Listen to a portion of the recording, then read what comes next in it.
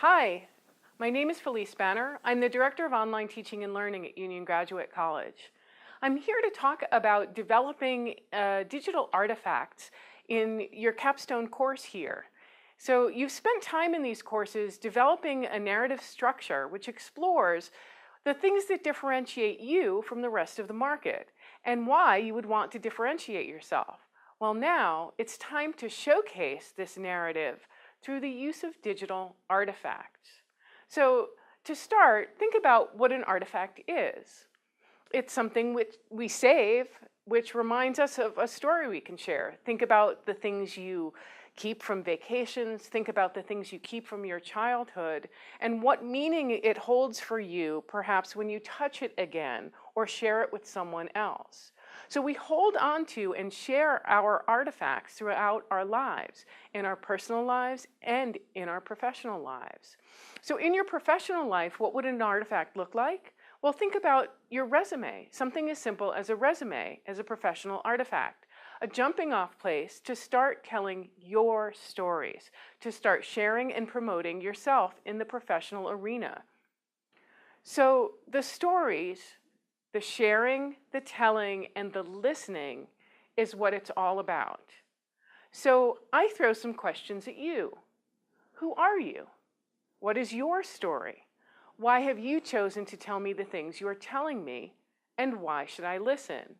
And when are you going to listen to me? So I teach digital storytelling and work with my students to answer each one of these questions from within the stories they create. And I challenge you to do the same thing. For each of your stories, there is a beginning, a middle, and an end. So how does this translate into crafting digital artifacts to promote our skills to prospective employers and colleagues? Let's start with the beginning. So once upon a time, it seems quaint and simple, but that little phrase holds so much. Once upon a time implies a history of some sort. When you're crafting your professional narrative, think carefully about where you want to start. Many of us think back years and years to start our stories, but there's nothing wrong with starting right now, here and now. I'm here, this is who I am, this is what I do best, etc. The important thing is that you have a beginning, some moment, any moment in time that you are choosing to start with. From there, you can move forward. So think about you start from 10 years ago and tell your story moving forward, or you start right now and tell your story looking backwards, or in and out of a hub and spoke. I am here, I've done this over here. I can also do this. Or thinking about spiraling around a main theme, starting at the beginning and talking about how you become robust, how you became where you are now. Think about constructing a visual representation of this framework as you begin your narrative. So what would moving forward look like visually? It's a timeline. It could be a timeline. You start and you go forward in progression. What would moving backward look like? Again, could it be a timeline?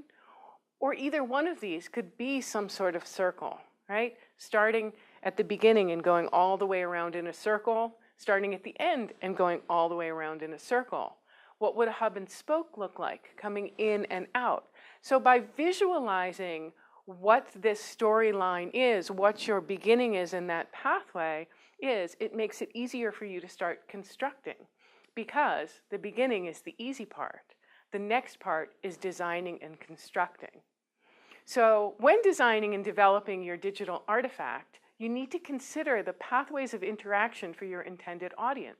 How do you want them to interact with your story? The middle becomes more than just a narrative, more than just content. It becomes an experience. An effective personal promotion needs to be an engaging, interacting experience for your intended audience. You've started them off with once upon a time, and now you need to lead them somewhere.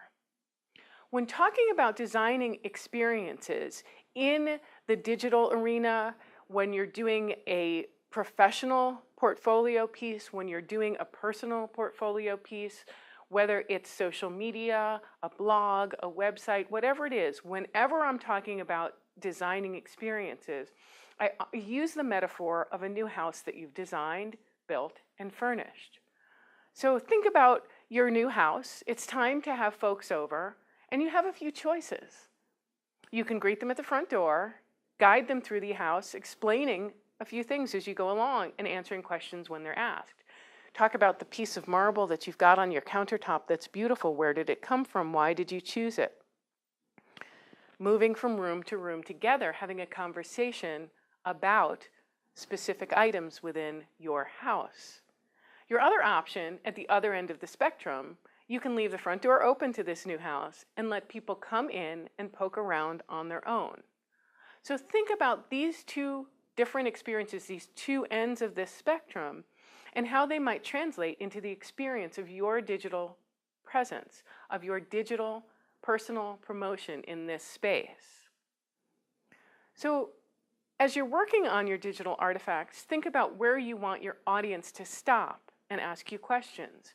Where and how will they be able to interact with you? What content, I say furniture, what content are you putting in place? Talking about your work history, talking about the things you've learned along the way. What content will you be putting in place, and what content will you enable others to contribute, to add to that space, to bring along and put and leave in that house?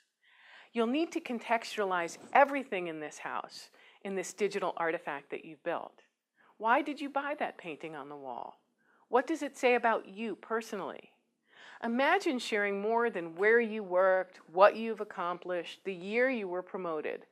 Imagine sharing what you learned at that job, who you mentored, what it meant to you. Those are the stories that will stand you apart, and that's all part of the context. When it's time to wrap up your story, be careful not to close the door of that house without saying goodbye and giving your visitors a chance to wave back at you, to find out when they can come visit again and where they can find you when you're not home.